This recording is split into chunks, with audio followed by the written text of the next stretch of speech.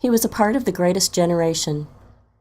Born in 1930 to poor parents in northern Alabama at the beginning of the Depression, Daddy did not have an easy life. The oldest of 5 children, he was always working. Through school, college, married life, the Navy, and then married life with children. Daddy was 21 years old and had already married the love of his life when he enlisted in the Navy. He felt it was his duty to serve and was promptly shipped off to San Diego for basic training. He didn't know how to swim, but the Navy taught him. They threw him into the water and said, "Sink or swim." Daddy quickly learned to swim. When basic training had been completed, Daddy was transferred to Norfolk, Virginia, to join the crew of the USS Sierra. The Sierra was a Dixie-class destroyer tender, designated the flagship of Commander, Destroyer Flotilla 4, with home port in Norfolk. The ship's main purpose was to provide maintenance support to a flotilla of destroyers and other small warships. Daddy was trained and served as DN, dental technician. Even the crew members of destroyers needed to have cavities filled and dental mishaps repaired while at sea. When the ship left port, it stayed at sea for 6 months at a time. Fortunately for my mom, my oldest sister was born while Daddy was in Norfolk and not sailing the wide open seas. During his tour of duty, Daddy was fortunate to visit a pre-Castro Cuba, Haiti, and other far-flung ports in the world. The Sierra was deployed during the Korean War with Daddy on deck to serve. Any spare time at sea, Daddy spent tooling. He actually was pretty talented. I always thought he was an artist trapped in a salesman's body. His naval service did not define his life as it does for career military men. Once Daddy served his predetermined number of years, he did not re-enlist. He accepted an honorable discharge and returned to his beloved Alabama homeland and his family.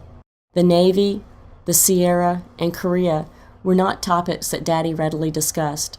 I cannot recall ever hearing him talk about any of it.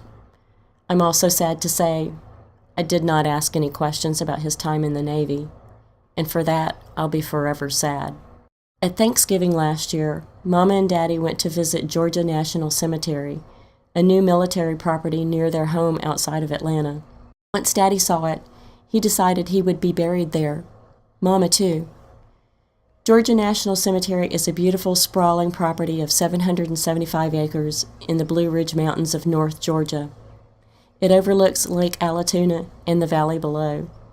When Daddy passed away June the 11th, 2008, Mama chose to have the naval emblem embroidered on the inside of his casket. For the visitation hours, the American flag was, by tradition, draped and ruffled at the foot end of the casket. Per military protocol, there were 3 folds in the flag. At the cemetery, his funeral was one with full military honors. The naval hymn was played. Taps was played by a lone trumpeter from the Navy. Its haunting melody traveled mournfully across the mountaintop. A 21-gun salute by naval veterans was fired off in his honor. I wasn't prepared for how each round fired would pierce my heart. I was awed by the exacting precision of 2 naval servicemen who folded the flag under which Daddy had laid. Nor was I prepared for the wave of emotion as Mama was presented with the flag that had graced his casket. The naval men approached and kneeled on bended knee and said, "On behalf of the President of the United States and the Chief of Naval Operations, please accept this flag as a symbol of our appreciation for your loved one's service to this country and a grateful Navy." The scenery is beautiful with the leaves changing colors. The rows are precisely in line. The grounds, immaculate. And Daddy is forever resting in Section 7C, Site 594. Today marks the 5-month anniversary of Daddy's passing. Today is also Veterans Day. I can see all of this in my mind's eye. The Georgia National Cemetery is ablaze with color, not just from the fall leaves, but with all the American flags flying, honoring the memory of every soul now resting within its gates. And today, there's an American flag at Daddy's granite marker. Veterans Day used to be just another day on my calendar.